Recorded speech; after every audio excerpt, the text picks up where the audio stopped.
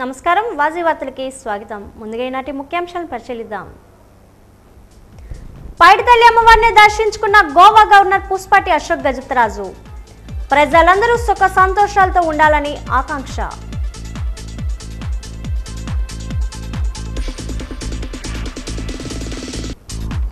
దత్తరాజర్ మండలంలో ఎన్టీఆర్ భరోసా పింఛన్ల పంపిణీ కార్యక్రమంలో పాల్గొన్న రాష్ట్ర మంత్రి కొండపల్లి. వృద్ధులు, విభిన్న ప్రతిభావంతులు, వితంతులకు కూటమి ప్రభుత్వం అండగా ఉంటుందని భరోసా.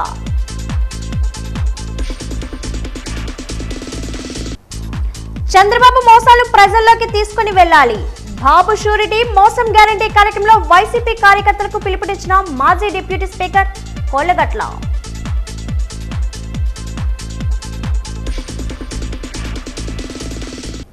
స్త్రీ శక్తి పథకం విజయవంతం అయింది. సూపర్ 6 సూపర్ హిట్ కార్యక్రమంలో విజయనగరం ఎంపీ కలిశెట్టి అప్పలనాయుడు వెల్లడి.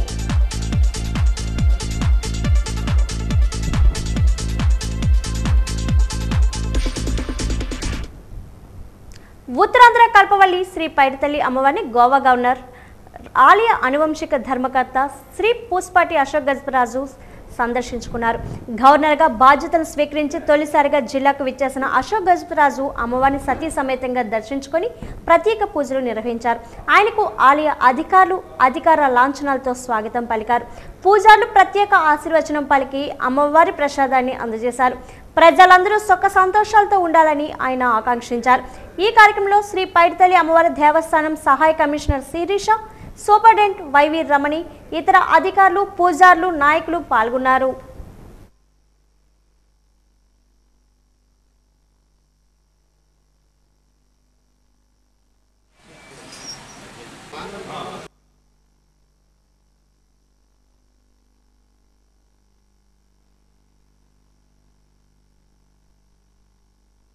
దర్శనం చేసే భాగ్యం చేయడం, అమ్మవారి చల్లగా ఆశీస్సులు అందరిపై ఉండాలి.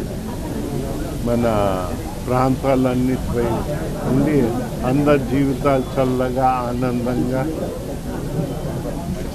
గడపాలని మా ప్రార్థన. ఇప్పుడు మనకు కొన్ని సంవత్సరాలన్నీ ఆగాయి.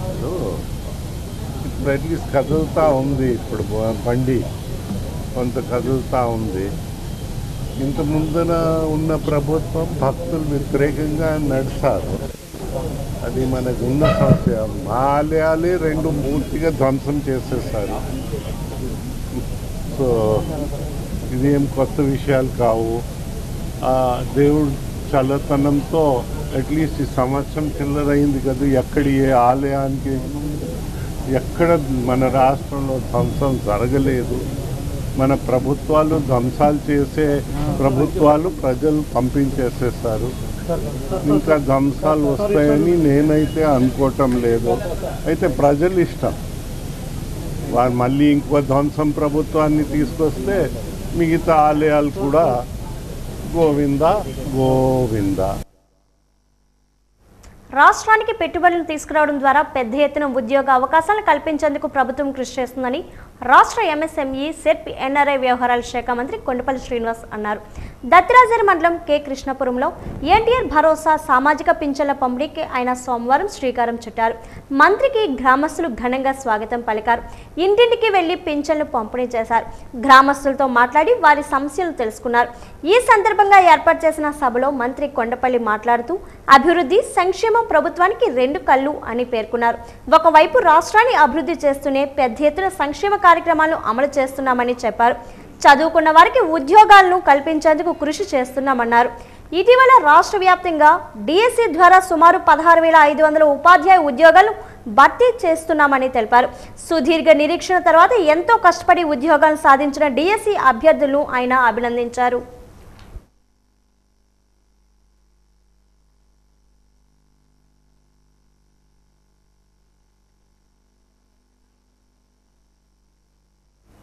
అనారోగ్య సమస్యలతో ఇబ్బందులు ఎదుర్కొంటూ ఆపదలో ఉన్న బాధితులను ఆదుకోవడంలో తమ ప్రభుత్వం ఎల్లప్పుడూ ముందుంటుందని రాష్ట్ర సూక్ష్మ, చిన్న తరహా, మధ్య తరహా పరిశ్రమలు, గ్రామీణ పేదరిక నిర్మూలన, ప్రసవాంధ్ర సాధికారత సంబంధాల శాఖ మంత్రి కొండపల్లి శ్రీనివాస్ అన్నారు.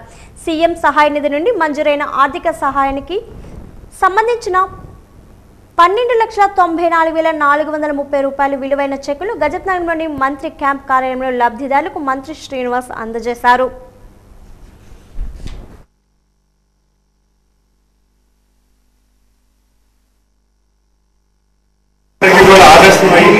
అలాంటి యువకులు ఎంతో మందిని రాజకీయాల్లో తీసుకొచ్చి రాజకీయ అవకాశం కల్పించి ఒక మంత్రి శాఖ ఇచ్చి బాధ్యతగా పనిచేయమని చెప్తూ బాధ్యతలు నిర్వహించి వారి బాధ్యతలు ఎలా నిర్వహిస్తున్నామో కూడా పరిశీలన చేస్తూ సూచనలు సలహాలు కూడా ఆయన నాయకత్వంలో ఇస్తున్నారంటే ఖచ్చితంగా అలాంటి ముఖ్యమంత్రి మనకి ఎప్పుడు చూడబోయే ముఖ్యమంత్రి 30 సంవత్సరాలు పూర్తయిన సందర్భంగా నారా చంద్రబాబు నాయుడుకి శుభాకాంక్షలు తెలుపుతున్నామని చీపురుపల్లి ఎమ్మెల్యే కిమిడి కళా వెంకట్రావు అన్నారు. ప్రపంచంలోనే టెక్ దిగ్గజాలను ఆంధ్రాకి రప్పించి రాష్ట్రంలోనే మొదటిసారి టెక్నాలజీకి తెలతరేపారని కొనియాడారు. చంద్రబాబు విజన్ అర్థం కాని నాయకులు ఎప్పుడు ఆయనపై విషం కక్కుతూనే ఉంటారని జగన్మోహన్ రెడ్డిని ఉద్దేశించి ఆయన విమర్శించారు. గత 5 సంవత్సరాల్లో విధ్వంసమే చేశారు తప్ప ప్రజా ప్రయోజనాల గురించి ఆలోచన లేదన్నారు.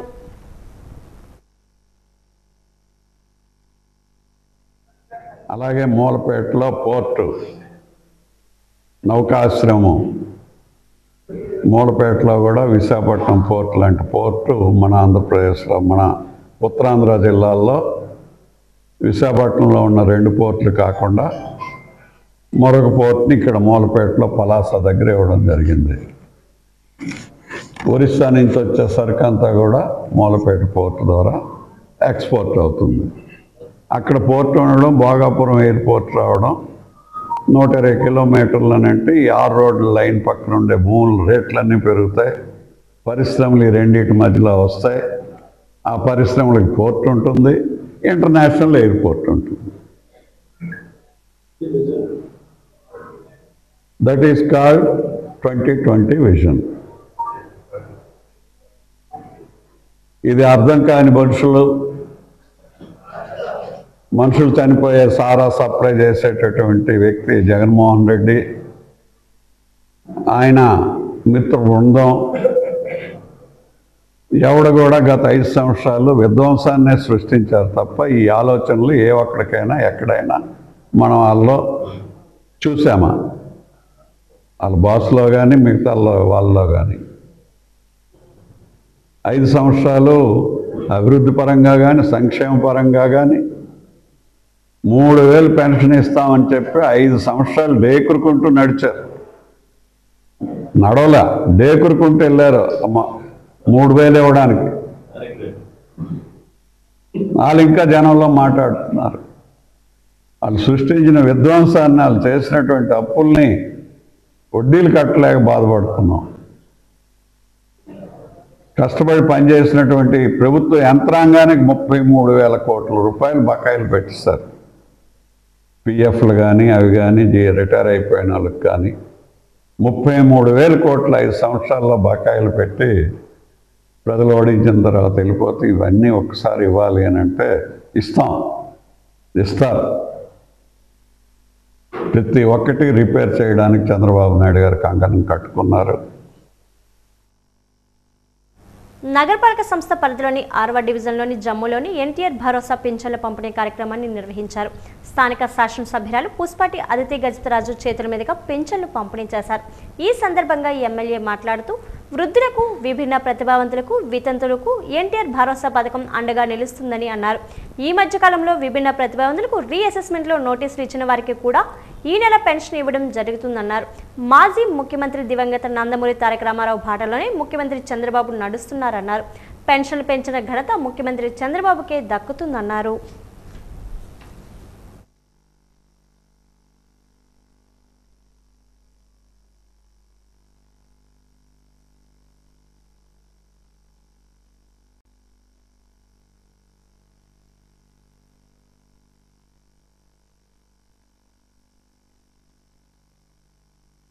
భరోసా పెన్షన్ ప్రతి ఇంటికి అందించేటట్లు ప్రతి నెల అందిస్తూ ఉన్నాం. అయితే ఈ నెల కూడా అదేవిధంగా గడప గడపకి మనం ఎన్టీఆర్ భరోసా పెన్షన్ 4,000 రూపాయలు అందిస్తున్నాం. అయితే 4 రకాల పెన్షన్లు మనం అందిస్తున్నాం.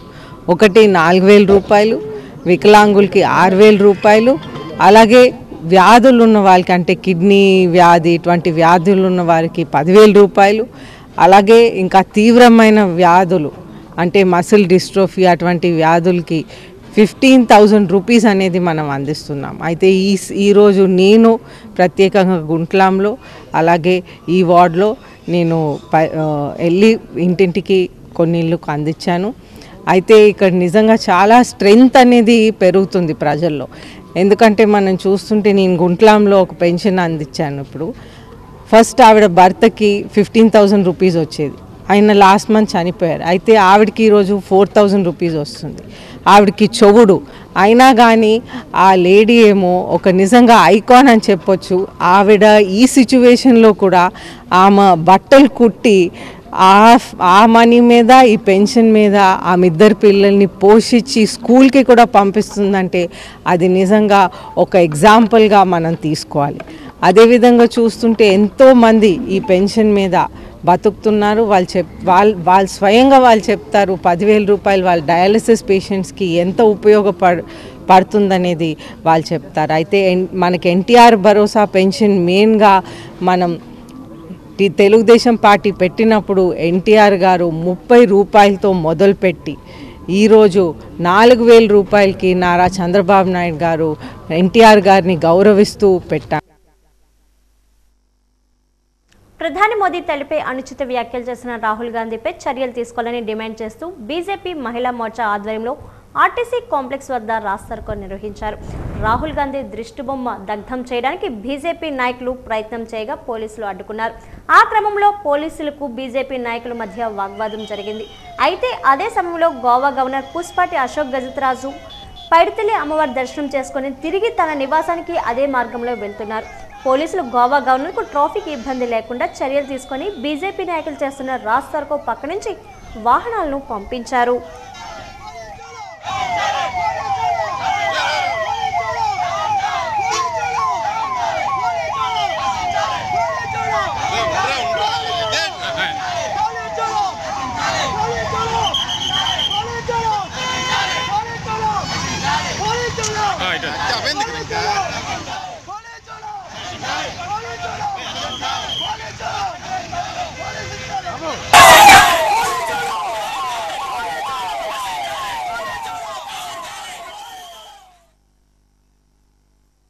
ప్రధాని మోదీ తల్లిపై రాహుల్ గాంధీ చేసిన అనుచిత వ్యాఖ్యలను తీవ్రంగా ఖండిస్తున్నామని, ఆ అనుచిత వ్యాఖ్యలను వెనక్కి తీసుకోవాలని బీజేపీ రాష్ట్ర నాయకురాలు రెడ్డి పావని బీజేపీ జిల్లా అధ్యక్షుడు యు రాజేష్ వర్మలు డిమాండ్ చేశారు.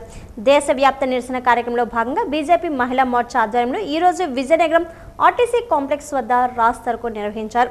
రాహుల్ గాంధీ చిత్రపటాలను దగ్ధం చేశారు. ఈ సందర్భంగా వారు మాట్లాడుతూ మహిళలపై ఇష్టారాజ్యంగా రాహుల్ గాంధీ వివాదాస్పద వ్యాఖ్యలు చేస్తున్నారని అన్నారు. బీహార్లో కాంగ్రెస్ పార్టీ ఓటమి తథ్యమని అన్నారు. రాస్తారోకో నిర్వహించిన వారిలో బీజేపీ మహిళా విభాగం నాయకురాలు గండికోట శాంతి తదితరులు పాల్గొన్నారు.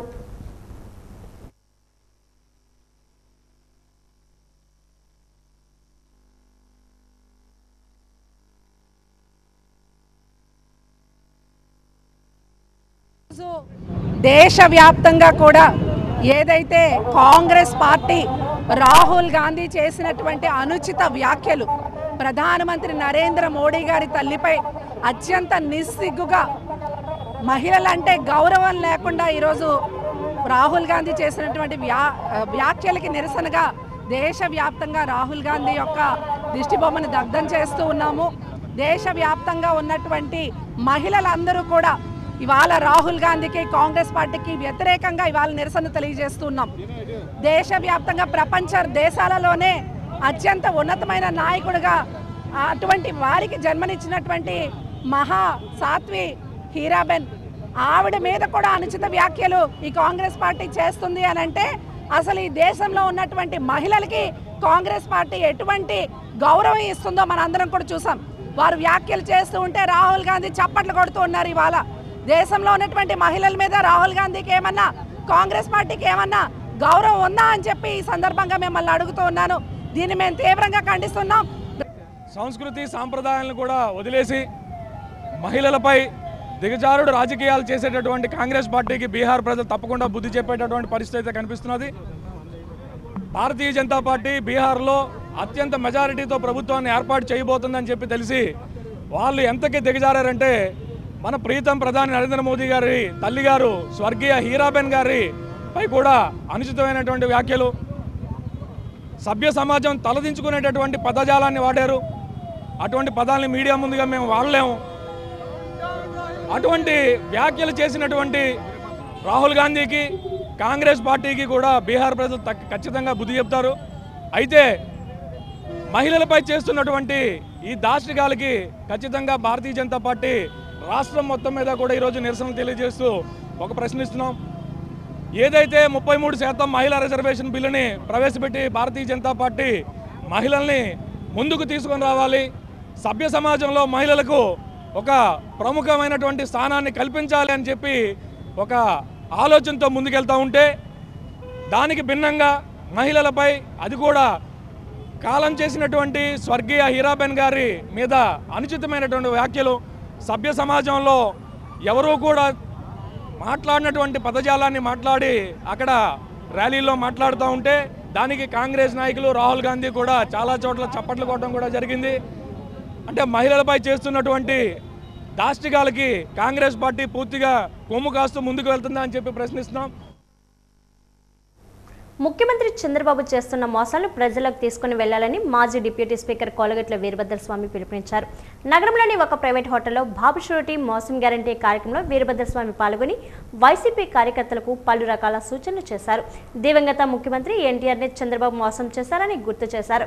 ఎన్నికల్లో ఇచ్చిన హామీలను అమలు చేయకుండా ప్రజలు మరింత మోసం చేస్తున్నారని ధ్వజమెత్తారు. ఎన్నికలు ఉన్నా లేకపోయినా వైఎస్ఆర్సీపీ ప్రజల్లోనే ఉండి పోరాటం చేస్తుందన్నారు. కార్యక్రమంలో deputy mayor Kolagatla Sravani, Vizianagaram MPP Mamidi Appalanaidu, Vizianagaram మండలం వైసీపీ అధ్యక్షుడు కెళ్ల త్రీనా తదితరులు పాల్గొన్నారు.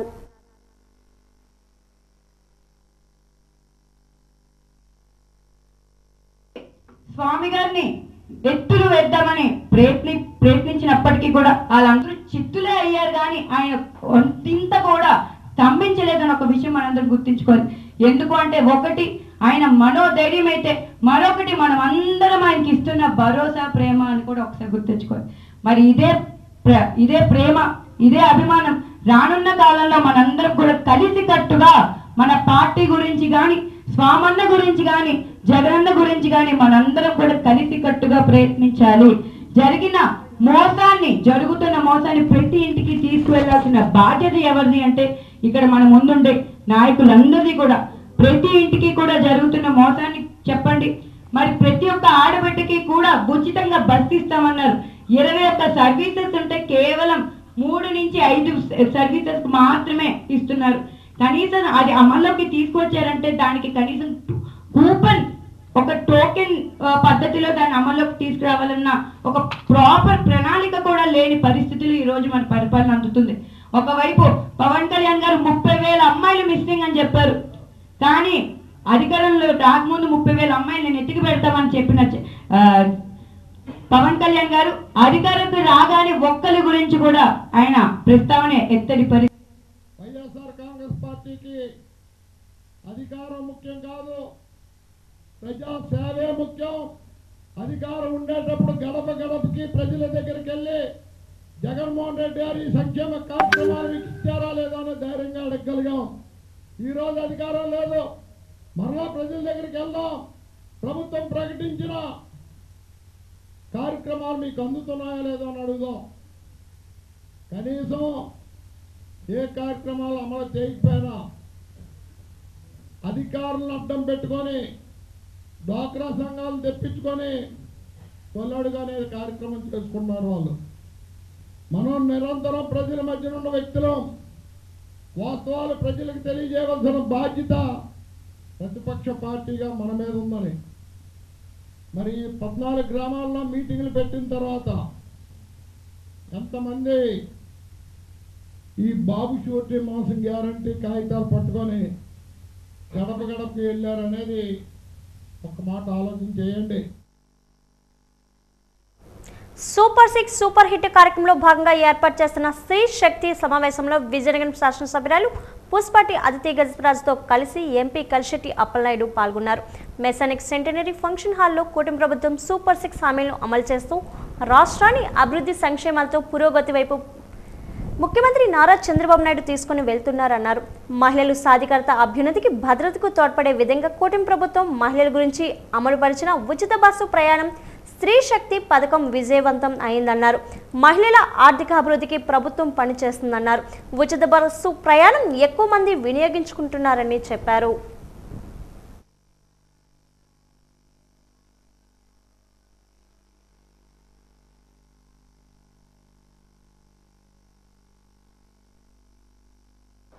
వినూత్నమైన ఐడియాస్ ఏ విధంగా మన ఎకానమీని పెంచాలి, ఏ విధంగా అందరికీ కూడా ఒక ఉద్యోగం, ప్రతి ఒక్క ఇంట్లో ఒక ఉద్యోగం ఉంటే ఏ విధంగా మన సొసైటీ బాగుపడుతుంది అనే అద్భుతమైన ఆలోచన. అంటే వారి హృదయం ప్రజల గురించి ప్రతిరోజు ఆలోచిస్తూ ఉంటే ఇటువంటి అద్భుతమైన ఆలోచనలు వస్తాయి. అయితే ఆ రోజుల్లో ఇంటికొక ఉద్యోగం అని ఆ రోజుల్లో చెప్పారు. ఆ రోజుల్లో నాటిన విత్తనం పెరుగుతూ వస్తూ ఉంటే ఎంతోమంది పరిశ్రమల్ని మోటివేట్ చేసి ఆ రోజు ఉమ్మడి ఆంధ్రప్రదేశ్లో హైదరాబాద్ క్యాపిటల్లో ఉండేది. అయితే హైదరాబాద్లో ఆ రోజుల్లో మోటివేట్ చేసి తీసుకొచ్చారు. హైదరాబాద్లో హైటెక్ సిటీ నుంచి మొత్తం ఈరోజు అటు సైడ్ అంతా డెవలప్మెంట్, హైటెక్ సిటీ, ఫైనాన్షియల్ డిస్ట్రిక్ట్, ఆ చుట్టుపక్కల ఉన్నటువంటి గ్రామాలన్నీ కూడా డెవలప్ అయ్యి ఈరోజు హైదరాబాదు ఒక అద్భుతమైన నగరంగా తీర్చిదిద్దిన మహానాయకుడు మన నారా చంద్రబాబు నాయుడు గారు. చంద్రబాబు నాయుడు గారు సెప్టెంబర్ 1, 1995 వారు ప్రమాణ స్వీకారం చేసి 30 ఏళ్ళు అవుతున్న సందర్భంగా వారి పరిపాలన కోసం ఒకసారి మనం ప్రస్తావన చేసుకోవాలి. భావితరాలకి ఈ విషయం తెలియాలి. ఆయన విజనరీ, ఆయన ఆలోచనలు, వారు పద్ధతులు ఈరోజు మొత్తం యావత్తు దేశం కానీ ప్రపంచం మొత్తం అనుసరించే విధంగా ఉండే విధానాలు కూడా మనం సృష్టించుకోవాల్సిన అవసరం ఉందని మీ ద్వారా మేము తెలియజేసుకుంటున్నాం. ఈరోజు ఆ రోజు జన్మభూమి కార్యక్రమం పెట్టి, శ్రమదానం పెట్టి, అలాగే ఆకస్మిక తనిఖీలు పెట్టి, అలాగే నీరు చెట్టు కార్యక్రమాన్ని పెడితే చాలామంది నవ్వారు, చాలామంది ఏళన చేశారు, చాలామంది దీనిని అవాస్తవాలు చేయడానికి చాలా ప్రయత్నం చేశారు. అయినా సరే సంకల్పంతో, మంచి చేయాలని ఒక మంచి ఆలోచనతో వారు ముందుకెళ్ళి ఈరోజు ఆ కార్యక్రమాన్ని మొత్తం భారతదేశంలోనే మిగతా రాష్ట్రాలు కూడా వారు స్ఫూర్తిచ్చే విధంగా, అనుసరించే విధంగా చేశారు. జిల్లా నియోజకవర్గాల కమిటీలతో పాటు మండల కమిటీలు ఏర్పాటు చేసి గ్రామాన ఆంధ్రప్రదేశ్ బీసీ సంక్షేమ సంఘం జెండాలు ఎగిరేలా నిర్మాణ పటిష్టతకు విస్తృతికి కృషి చేయాలని రాష్ట్ర అధ్యక్షుడు కేసన శంకర్రావు పిలుపునిచ్చారు. విజయనగరం ప్రెస్ క్లబ్లో మీడియా సమావేశంలో నూతనంగా ఎన్నికైన జిల్లా అధ్యక్షునికి రాష్ట్ర అధ్యక్షుల వారి చేతుల మీదుగా పలువురు రాష్ట్ర జిల్లా నాయకులు నియామక పత్రాన్ని సమర్పించారు. ఈ సందర్భంగా కేసన మాట్లాడుతూ బీసీ 139 కులాల ప్రజలందరికీ అవసరాలు, ఆకాంక్షలు నెరవేర్చేందుకు ప్రజలందరి సమస్యల పరిష్కారానికి కృషి చేయాలన్నారు. గల్లీ నుండి ఢిల్లీ వరకు బీసీల హక్కుల సాధనకు రాజ్యాంగబద్ధ రక్షణల కోసం పోరాడుతూనే ఉంటామన్నారు. విద్యార్థుల వసతి గృహాల నుండి జాతీయ స్థాయిలో జనగణనతో పాటే కులగణన కూడా చేయాలనే వరకు అనేక సమరశీల పోరాటాలు నిర్వహించి ఎన్నెన్నో విజయాలు ఆంధ్రప్రదేశ్ బీసీ సంక్షేమ సంఘం సాధించిందన్నారు. పేరు ప్రఖ్యాతులు ఉన్నటువంటి జిల్లా. ఈ జిల్లాలో వెంకటరావు గారి నాయకత్వంలో నియోజకవర్గ స్థాయిలో పూర్తి స్థాయిలో కమిటీలు వేసి, జిల్లా కమిటీ వేసి, యువత కమిటీలు వేసుకుని, విద్యార్థి యువజన సంఘం, మహిళ అనుబంధ సంఘాలన్నీ కూడా కమిటీలు పూర్తి చేసుకుంటే మరి తద్వారా ఒక గొప్ప బహిరంగ సభను కూడా విజయనగరంలో పెట్టాలని రాష్ట్ర అధ్యక్షుడు నేను ఒక పిలుపునివ్వటం కూడా జరుగుతూ ఉంది. ఇక్కడ ఉన్నటువంటి ప్రజాప్రతినిధులు అందరూ కూడా దాదాపు బలహీన బడుగు వర్గాలకు సంబంధించినటువంటి వ్యక్తులే ఉండటంలో మరి అది మేము చాలా అదృష్టంగా భావిస్తూ ఉన్నాం. రాజకీయాలు వేరు, బీసీ సంఘాలు వేరు. బీసీ సంఘాలు అనేటి కేంద్ర రాష్ట్ర ప్రభుత్వాల్ని ప్రశ్నించేటువంటి మనస్తత్వం గలటువంటి సంఘాలు.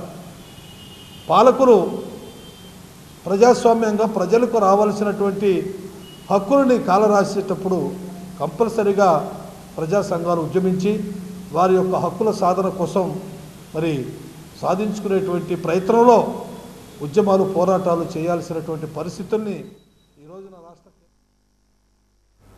నగరంలోని డెక్కన్ వీధి రామమందిరం వద్ద వినాయక నవరాత్రి ఉత్సవాలు టీడీపీ నాయకులు పిల్ల విజయ్ కుమార్ ఆధ్వర్యంలో ఘనంగా జరుగుతున్నాయి.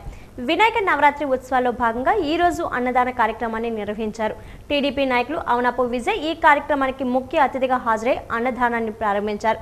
ఈ సందర్భంగా విజయ్ మాట్లాడుతూ ప్రజలందరూ సుఖ సంతోషాలతో ఉండాలని ఆకాంక్షించారు. రౌతు చంటి ఆధ్వర్యంలో ప్రతి ఏటా వినాయక నవరాత్రి ఉత్సవాలు ఈ ప్రాంతంలో నిర్వహించుకోవడం అభినందనీయమన్నారు. 2000 మందికి అన్నదానం చేయడం హర్షించదగ్గ విషయం అన్నారు. ఈ కార్యక్రమంలో ఆ ప్రాంత యువత తదితరులు పాల్గొన్నారు. ఈ రామ మందిరంలో అనేక కార్యక్రమాలు చేస్తున్నాం. అలాగే ఇప్పుడు గణపతి నవరాత్రుల సందర్భంగా 2000 మందికి అన్నప్రసాద కార్యక్రమం, రేపు మెగా హౌసీ, ఎల్లుండి అనుపు ఊరేగింపు జరుగును. ఈ కార్యక్రమాల్లో మహిళలకు పిల్లలకు అందరికీ బహుమతులు అందజేస్తున్నాం. ఈ యొక్క కార్యక్రమాలు మా వీధి పెద్దలు, మహిళలు, యువత అందరూ ఆశీస్సులు విరాళాలతో జరుగుతుంది. ఈ ప్రతి ఒక్కరికి కూడా గణేశుని ఆశీస్సులు ఉండాలని కోరుకుంటూ వారసత్వంతో పాటు ఇలాగా వినాయక చవితి ఉత్సవాలు జరగడం జరుగుతుంది. మరి ఇది ప్రత్యేకంగా 25వ సంవత్సరం కనుక మరి ప్రతి సంవత్సరం కూడా విజయ్ కుమార్ గారి ఆశీస్సులతోని, విజయ్ కుమార్ గారి ఆధ్వర్యంలోని, అలాగే రౌతు చంటి యువత అందరూ కూడా ఆధ్వర్యంలో ఈ వినాయక చవితి సంబరాలు జరుగుతున్నాయి. అందులో సందర్భంగా మరి ఈరోజు అన్నదాన కార్యక్రమాన్ని నిర్వహించడం చాలా సంతోషంగా ఉంది. దాదాపు 2000 మందితో అన్నదానం చేయడం చాలా సంతోషం. మరి ఎప్పుడు కూడా భగవంతుడు ఈ ప్రాంత ప్రజలకి, అలాగే ఇక్కడ ఈ యువతకి అందరూ కూడా విజయ్ కుమార్ గారికి, పెద్దలకు, మహిళలకు అందరూ కూడా ఆ భగవంతుడు ఎప్పుడు కూడా 6 ఆరోగ్యాలు ఆశీస్సులు ఇవ్వాలని చెప్పి కోరుకుంటున్నాను. ప్రతి వారం నిర్వహిస్తున్న పీజీఆర్ఎస్ కార్యక్రమానికి వచ్చే వినతులకు సంపూర్ణ న్యాయం చేయాలని జిల్లా కలెక్టర్ డాక్టర్ బిఆర్ అంబేద్కర్ ఆదేశించారు. అర్జీదారులు సంతృప్తి చెందే విధంగా వాటిని పరిష్కారం చూపించాలని సూచించారు. కలెక్టరేట్ ఆడిటోరియంలో ఈ రోజు నిర్వహించిన పీజీఆర్ఎస్ కార్యక్రమంలో జిల్లా కలెక్టర్ పాల్గొని ప్రజల నుండి వినతులు స్వీకరించారు. ఈ కార్యక్రమంలో మొత్తం 188 వినతులు వచ్చాయి. ఎక్కువగా రెవెన్యూ శాఖకు సంబంధించి 64 వినతులు అందాయి. ఈ సందర్భంగా కలెక్టర్ మాట్లాడుతూ ముఖ్యమంత్రి కార్యాలయం ఆదేశాల మేరకు త్వరలోనే పీజీఆర్ఎస్కు సంబంధించి ప్రత్యేక శిక్షణ కార్యక్రమాన్ని జిల్లాలో నిర్వహిస్తామని కలెక్టర్ తెలిపారు. అసలైన ఫిర్యాదుదారులకు న్యాయం చేకూర్చే విధంగా అధికారులు వ్యవహరించాలని సూచించారు. పరిష్కరించలేని పక్షంలో దానికి కారణాలను అర్జీదారులకు స్పష్టంగా తెలియజేయాలని చెప్పారు. పీజీఆర్ఎస్ ముఖ్యమంత్రి కార్యాలయం నుండి ప్రతి నెల విశ్లేషణ నిర్వహిస్తామని, అందువల్ల అధికారులు అంతా వచ్చి వినతుల పరిష్కారం పట్ల చిత్తశుద్ధితో చూపించాలని ఆదేశించారు.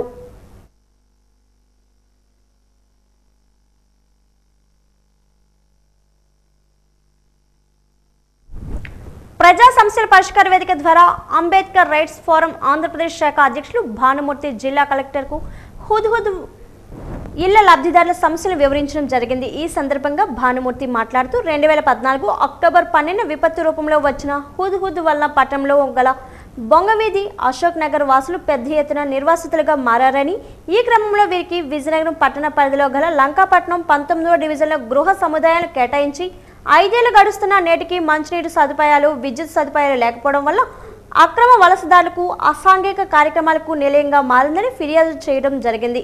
ఈ సందర్భంగా అక్రమదారుల నుండి హుద్హుద్ ఇళ్లను రక్షించవలసిందిగా ఫిర్యాదు చేయడం జరిగింది. ఈ కార్యక్రమంలో మల్లాన సత్యనారాయణ, కేశం ఎర్రమ్మ, సింహాద్రి, పార్వతి, కుప్పతోటి నూకాలమ్మ, బడే మైసమ్మ తదితరులు పాల్గొన్నారు.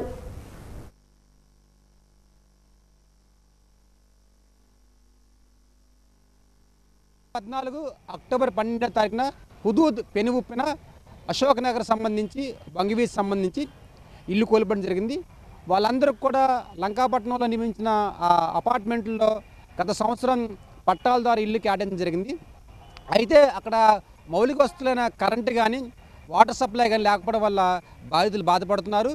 మరీ ముఖ్యంగా ఏదైతే గతంలో కేటాయించిన అపార్ట్మెంట్లో అక్రమదారులు ఉండడం వల్ల ఎవరైతే లబ్ధిదారులు తమ పట్టాలు పట్టుకుని వెళ్తే వాళ్ళు అక్కడ రానివ్వకుండా ఒక లా అండ్ ఆర్డర్ ప్రాబ్లం అనేది క్రియేట్ చేస్తున్నారు. ఇవన్నీ కూడా గౌరవ జిల్లా కలెక్టర్ చెప్పడం జరిగింది. ఏదేమైనా భారత రాజ్యాంగంలోని ఆదేశ సూత్రాల్లో ప్రతి వ్యక్తికి నీరు, ఇల్లు, మౌలిక వసతులు కల్పించే ప్రభుత్వ బాధ్యత.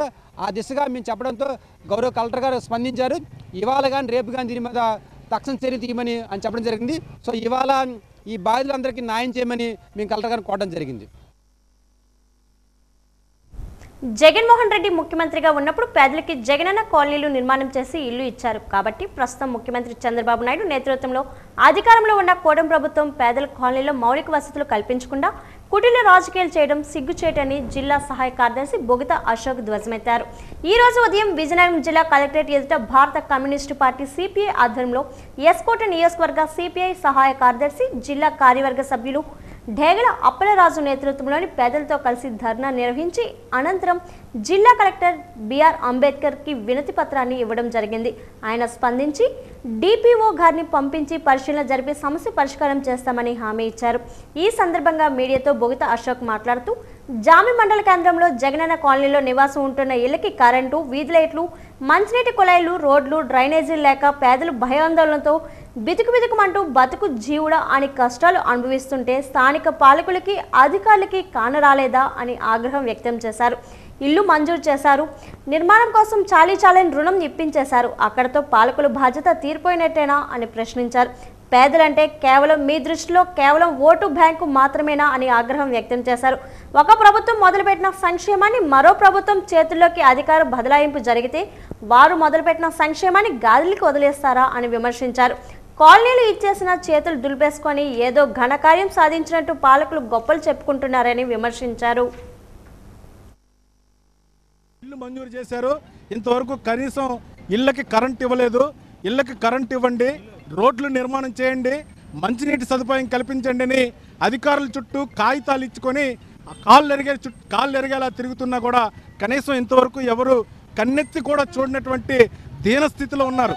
ఆ పక్కనే ఒక నది ప్రవహిస్తుంది, పక్కనే తుప్ప డొంక విపరీతంగా పెరిగిపోవటం వల్ల సాయంకాలం వారైతే చాలు చిమ్మ చీకటి నడుస్తుంటే వృద్ధులు, చిన్నపిల్లలు, మహిళలు చాలామంది నడుస్తుంటే పావుల మీద అడుగేస్తున్నారో తెలియట్లేదు, నేల మీద అడుగేస్తున్నారో తెలియట్లేదు, ఏ పావులు కరుస్తాయో విషపూరులు కరుస్తాయో అన్నటువంటి భయాందోళనలతో ఇవాళ జీవనం సాగిస్తున్నారు. బ్రతుకు జీవుడు అని జీవనం సాగిస్తున్నారు. ఇవాళ సిపిఐ మొన్న పత్రికల్లో వచ్చినటువంటి కథనం ప్రకారంగా సిపిఐ నేతృత్వంలో సిపిఐ బృందం వెళ్ళి ప్రజల్ని కలవడం జరిగింది, ప్రజలు ఎదుర్కొంటున్న సమస్యలు తెలుసుకోవడం జరిగింది. ఇవాళ జిల్లా కలెక్టర్ దృష్టికి అక్కడ ఉన్నటువంటి సమస్యలు, అయ్యా 5 ఏళ్లలో మౌలిక సదుపాయాల కోసం ఎదురు చూస్తున్నారు, కనీసం మీరైనా పట్టించుకోండి, కలువ చేసుకోండి, అక్కడ నిధులు కల్పన కోసం అక్కడ మౌలిక సదుపాయాల కల్పన కోసం నిధులు కేటాయించండి, అక్కడ ఉన్నటువంటి 24 కుటుంబాలకి న్యాయం చేయండి అని చెప్పి సిపిఐగా ఇవాళ మెమోరాండం ఇచ్చాం. కలెక్టర్ గారు డిపో గారిని పంపిస్తున్నారు. త్వరితగతిన సమస్యల పరిష్కారం చేయకపోతే అక్కడున్న మా పేదలకి న్యాయం జరిగే వరకు, మౌలిక సదుపాయాలు కల్పించేంత వరకు సిపిఐ దశలవారీ ఉద్యమాన్ని కొనసాగిస్తుందని ఈ సందర్భంగా కలెక్టర్ ఆఫీస్ దగ్గర జరిగినటువంటి ధర్నాలో తెలియజేస్తున్నాం. విజయనగరంలోని సిద్ధి వినాయక ఉత్సవాలు ఘనంగా జరుగుతున్నాయి. ఈ నెల 27వ తేదీన వినాయక చవితి సందర్భంగా ఏర్పాటు చేసిన వినాయక మండపాలు ప్రత్యేక ఆకర్షణగా నిలుస్తున్నాయి. కొన్ని భారీ సెట్లు ఏర్పాటు చేసి ఎంతో ఆకర్షణగా వాటి నమూనాలు తయారు చేశారు. ఇందులో భాగంగా పట్టణంలోని వినాయక నవరాత్రి ఉత్సవాలు వైభవంగా అక్కడ యువత చేస్తున్నారు. వినాయకుడి విగ్రహాలను వివిధ నమూనాలతో పెట్టి విగ్రహాలు ప్రత్యేక ఆకర్షణగా నిలిచాయి. ఈ సందర్భంగా స్థానిక యువత మాట్లాడుతూ వినాయక ఉత్సవాలు ప్రతి ఏటా నిర్వహించుకోవడం జరుగుతుందన్నారు. ప్రజలందరూ సుఖ సంతోషాలతో ఉండాలని ఆకాంక్షించారు.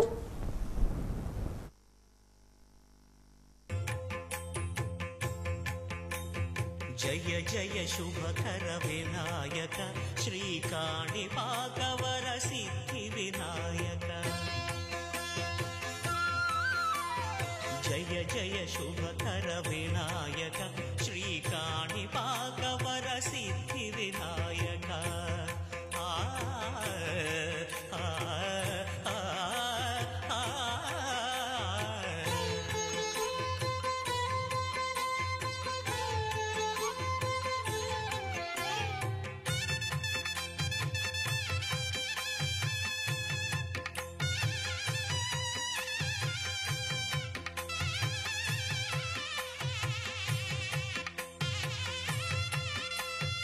బాహుదా నదీ తీరములోన బావిలోన వెలసిన దేవ మహిలో జనులకు మహిమలు చాటి ఇహ పరముల నిడు మహానుభావ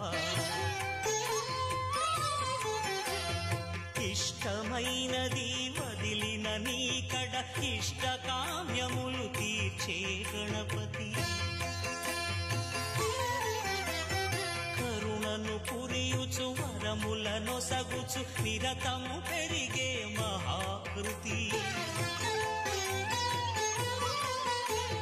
సకల చరాచర ప్రపంచమే సన్నుతి చేసే విఘ్నపతి నీ గుడిలో చేసే సత్య ప్రమాణం ధర్మదేవతకు నిలుపును ప్రాణం విజయ కారణం విఘ్న నాశనం కాణిపాకమున నీ దర్శనం జైక శ్రీ కాణిపాక వర సిద్ధి వినాయక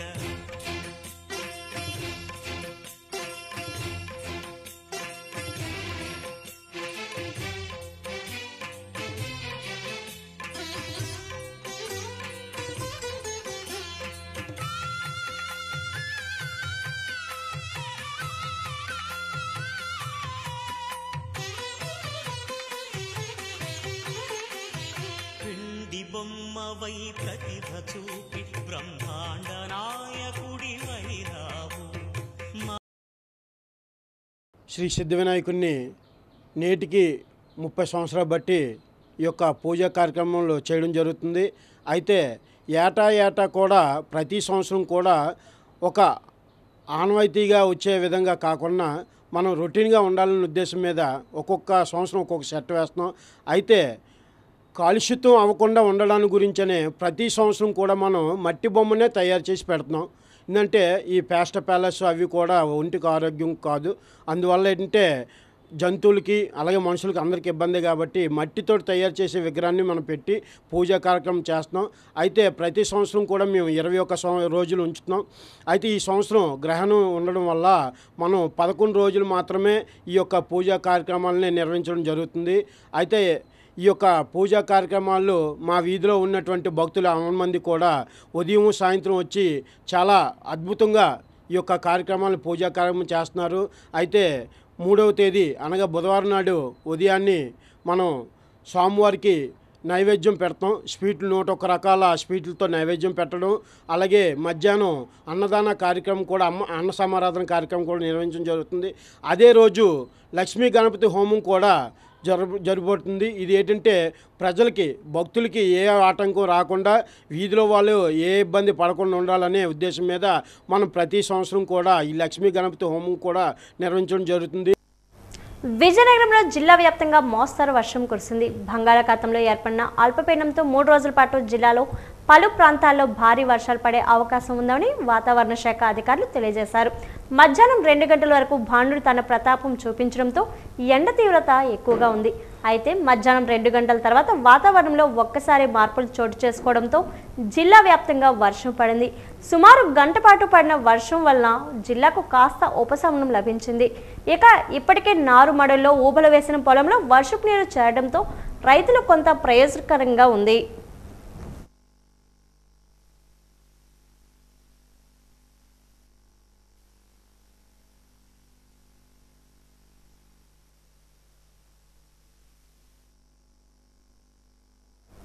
మత సామరస్యానికి నిలువైన విజయనగరంలో అతిపెద్ద క్రైస్తవ సమాజంగా పెరుగండి సిమ్స్ మెమోరియల్ బాప్టిస్ట్ చర్చ్ 150 వసంతాల వేడుకలు జరుపుకోవడం క్రైస్తవ సమాజానికి సంతోషకరమైన శుభవార్త అని వేడుకల నిర్వాహక ప్రతినిధి సంఘమిత్ర డాక్టర్ ఆర్ఎస్ జాన్ పేర్కొన్నారు. సిమ్స్ 150 వసంతాల వేడుకల నిమిత్తం డాక్టర్ ఆర్ఎస్ జాన్ నేతృత్వంలో సిమ్స్ చర్చిలో విజయనగరం జిల్లాలోని వివిధ క్రైస్తవ సంఘాల దైవ జనాలతో ప్రత్యేక సన్నాహక సమావేశం జరిగింది. సిమ్స్ వేడుకల కరపత్రాన్ని ఆవిష్కరించారు. ఈ సందర్భంగా ఆర్ఎస్ జాన్ మాట్లాడుతూ ఎంతో చారిత్రక నేపథ్యం కలిగిన విజయనగరం సిమ్స్ చర్చ్ 1875లో స్థాపితమై ఈ నెల 10వ తేదీ నాటికి 149 వసంతాలు పూర్తి చేసుకుని 150వ వార్షికోత్సవంలోకి అడుగుపెట్టడం శుభదాయకమని హర్షం వ్యక్తం చేశారు. ఆ క్రమంలో ఈ ఉత్సవాలను విజయనగరం క్రైస్తవ సమాజానికి తలమానికంగా అత్యంత ఘనంగా నిర్వహించి తలపెట్టబోతున్నారు. అందులో భాగంగా ఈ నెల 10వ తేదీ ఉదయం 9 గంటల నుంచి 14వ తేదీ మధ్యాహ్నం 1 గంట వరకు 5 రోజుల పాటు విజయనగరం క్రైస్తవ మహాసభలు నిర్వహించనున్నట్లు తెలిపారు. విజయనగరంలో గత 300 సంవత్సరాల నుంచి క్రైస్తవ్యం వ్యాప్తి చెందినా కూడా ఒక సంఘంగా 1875వ సంవత్సరం నుంచి ఈ సెప్టెంబర్ నెల 10వ తేదీకి 150 సంవత్సరాలు పూర్తి చేసుకున్న సందర్భంలో విజయనగర క్రైస్తవ మహాసభలు అనే పేరుతో విజయనగరం పట్టణంలో మా యొక్క సిమ్స్ మెమోరియల్ బ్యాప్టిస్ట్ చర్చిలో సెప్టెంబర్ నెల 10, 11, 12, 13, 14 తేదీల్లో ప్రత్యేకమైన కార్యక్రమాలు ఏర్పాటు చేయడం జరిగింది. మరి ప్రతిరోజు 10, 11, 12, 13 తేదీల్లో రాత్రి కాలంలోని, అలాగే 10, 11, 12, 13, 14 ఆదివారం ఉదయకాలంలోని మరి సభలు నిర్వహించబడతాయి. ఇందులో సౌత్ ఇండియాలో ఉన్న అన్ని సంఘాలతో ప్రత్యేకమైన యవనస్తుల కూటం 11, 12, 13 తేదీల్లో నిర్వహిస్తున్నాం. ప్రాముఖ్యంగా విజయనగరం పట్టణంలో మరి ఇది మతాలకి అతీతంగా మత సామరస్యానికి పేరుగాంచిన ఈ మహా విజయనగరంలో విజయనగరంలో క్రైస్తవులు కూడా గత 150 సంవత్సరాల నుంచి మనుగడ సాగిస్తున్నందుకు ఈ యొక్క రాష్ట్ర ప్రభుత్వానికి, జిల్లా నాయకత్వానికి, గత కాలంలో మరి ఈ యొక్క విజయనగర సంస్థాన ఆదేశులు ప్రస్తుతం గోవాలో గవర్నర్గా పనిచేస్తున్న అశోక్ గజపతి రాజు గారికి, వారి కుటుంబ సభ్యులకు కూడా ప్రత్యేకమైన ధన్యవాదాలు తెలియజేస్తున్నాం.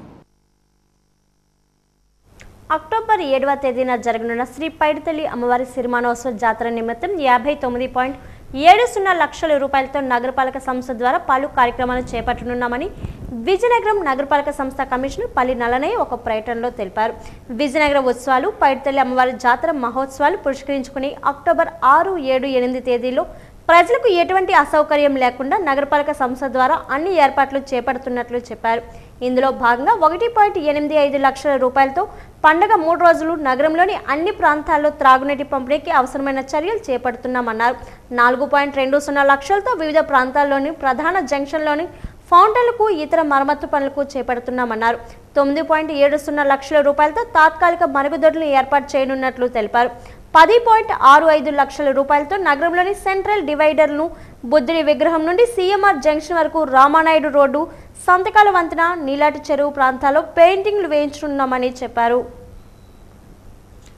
పైడితల్లి అమ్మవారి సిరిమానోత్సవ సందర్భంగా విజయనగరం నగరపాలక సంస్థ గత సంవత్సరం మాదిరిగానే ఈ సంవత్సరం కూడా పెద్ద ఎత్తున కార్యక్రమాలు, అభివృద్ధి పనులు చేయడం జరుగుతుంది.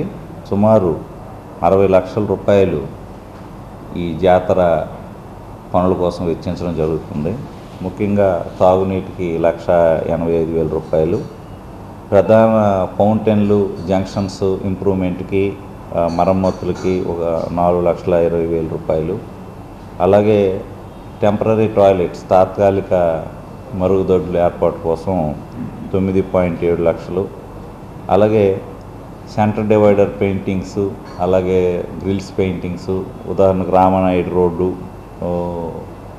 ఈ మొత్తం ఈ స్ట్రెచ్ అంతా కూడా పెద్ద చెరువు గ్రిల్ ఇవన్నీ పెయింటింగ్ ఇవన్నీ కూడా దాదాపు 10,65,000 రూపాయలతో టేకప్ చేయడం జరుగుతుంది. అలాగే విద్యుదీకరణ, సుందరీకరణలో భాగంగా నగరం అంతా కూడా విద్యుదీకరణ ముఖ్య జంక్షన్స్లో చేయటం కోసం 16 లక్షల రూపాయలు, అలాగే రోప్ లైటింగ్ కూడా ఎక్కడెక్కడైతే మిస్సింగ్ గ్యాప్స్ ఉన్నాయో, వెలగకుండా ఉన్నాయో అవన్నీ మరమ్మతులకు ఒక 4.5 లక్షలు, అలాగే ఈ జనరేటర్లు, ఫ్లడ్ లైట్లు ఇవన్నీ కూడా ఏర్పాటు చేయడానికి ఒక 3,20,000, తర్వాత ఒక 300 మంది ప్రత్యేక పారిశుద్ధ్య సిబ్బందిని 3 షిఫ్టుల్లో పనిచేయడం కోసం అది ఒక 5 లక్షల రూపాయలు. రోటరీ దశగి పేర్రాజు మ్యూజిక్ అకాడమీ విజయనగరం నిర్వహణలో ప్రపంచవ్యాప్తంగా ఆన్లైన్లో నాదారాధన 2025 చోదిమెల గిరిజాకుమారి స్మారక కర్ణాటక శాస్త్రీయ సంగీత పోటీల కరపత్రాన్ని అకాడమీ వ్యవస్థాపక అధ్యక్షులు డాక్టర్ డివి శ్రీకాంత్, ప్రిన్సిపల్ డాక్టర్ మండపాకర్ రవి విడుదల చేశారు. ఈ సందర్భంగా వారు మాట్లాడుతూ ఈ కార్యక్రమం సంబంధించి గాత్రం, వాద్యంలో ఉంటాయన్నారు. కర్ణాటక గాత్రం, సంగీతం, భక్తి సంగీతం వీటిల్లో 3 కేటగిరీలు ఉంటాయన్నారు. వాద్యంలో మృదంగ, వయోలిన్, కీబోర్డ్ వీటిల్లో 2 కేటగిరీలు చొప్పున మొత్తం 5 విభాగాల్లో పోటీలు ఉంటాయన్నారు. మొదటి బహుమతి ఒక్కొక్క విభాగం నుండి 4,000 రూపాయలు, రెండవ బహుమతి 2,000 రూపాయలు, వీటితో పాటు డిజిటల్ ధృవపత్రం ఇవ్వబడుతుందన్నారు.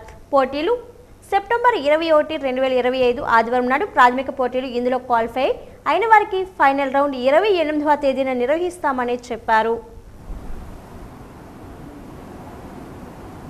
ఈ పోటీలు శాస్త్రీయ సంగీతంలోని 3 కేటగిరీలు 8 సంవత్సరాల నుంచి సబ్ జూనియర్స్, జూనియర్స్, సీనియర్స్, అలాగే డివోషనల్ మ్యూజిక్ భక్తి సంగీతంలో కూడా సబ్ జూనియర్స్, జూనియర్స్, సీనియర్స్ విభాగాలు ఉంటాయి. ఇన్స్ట్రుమెంటల్ మాత్రం జూనియర్స్, సీనియర్స్ విభాగాలు మాత్రమే ఉంటాయి. అలాగే ఇంకా ఈ ఇన్స్ట్రుమెంట్స్లోకి వచ్చిన తర్వాత మృదంగము, వయలిన్ అండ్ కీబోర్డ్ దీంట్లోని ఉంటాయి.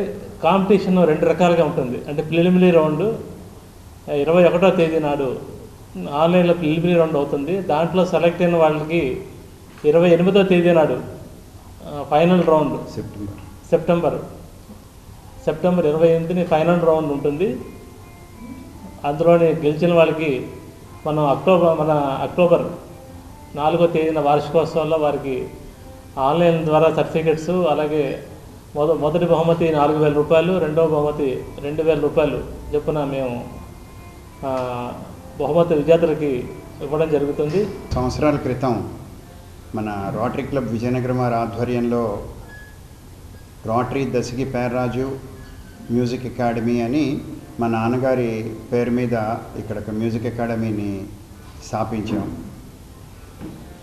ఆ మ్యూజిక్ అకాడమీ 3వ వార్షికోత్సవం సందర్భంగా ప్రతి మారులాగే ఈ మారు కూడా ఆన్లైన్లో ప్రపంచవ్యాప్తంగా సంగీత పోటీలు నిర్వహించదలిచాం. దానికి నాదారాధన అని ఇంతకు ముందులాగే పేరు కంటిన్యూ చేస్తున్నాం.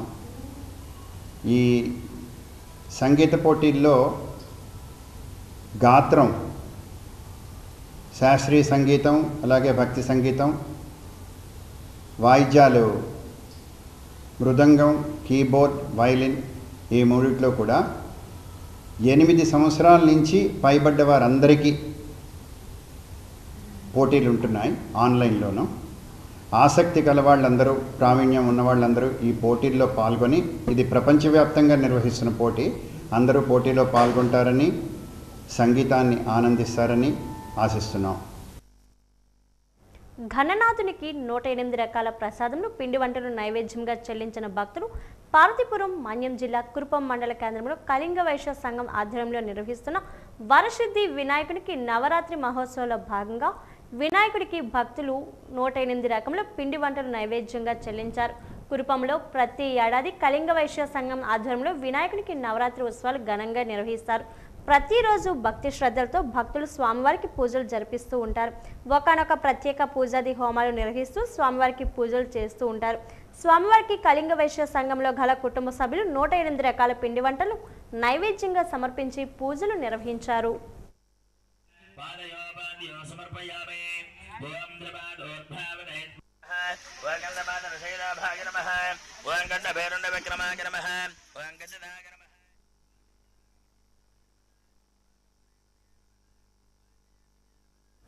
వాజీవార్తలు ముగించే ముందు ముఖ్యాంశాలు మరోసారి.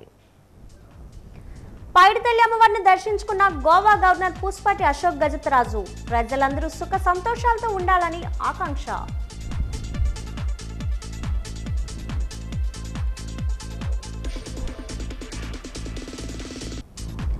దత్తిరాజారు మండలంలో ఎన్టీఆర్ భరోసా పింఛన్ల పంపిణీ కార్యక్రమంలో పాల్గొన్న రాష్ట్ర మంత్రి కొండపల్లి. వృద్ధులు, విభిన్న ప్రతిభావంతులు, వితంతులకు కూటమి ప్రభుత్వం అండగా ఉంటుందని భరోసా.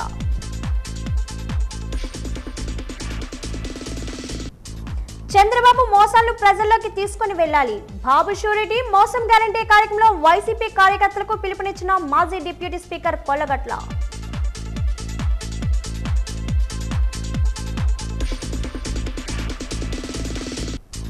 స్త్రీ శక్తి పథకం విజయవంతం అయింది.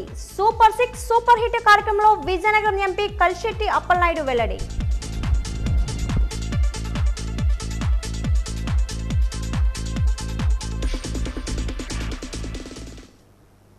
వాజీవార్తలు ఇంతతో సమాప్తం. నమస్కారం.